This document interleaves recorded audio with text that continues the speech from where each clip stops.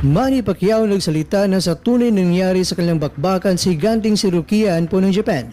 Pacquiao umaming hindi 100% ang kondisyon at umaming hirap sa laban. Anpo, prangka kay Pacman at sinabing ordinaryo lang naman pala ang lakas si Pacman. Ryan Garcia, di naitago ang pagkadismayado kay Pacman. Ang dahilan alamin, ito po ang mga pinagbabatayan ng ating kwentuhan. Kaya tara, kwentuhan na!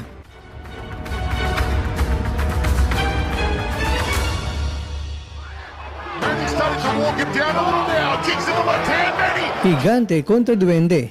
Ito ang patunay sa boxing ay talagang pwede kung ang duwende ay isang boksingерong legendary.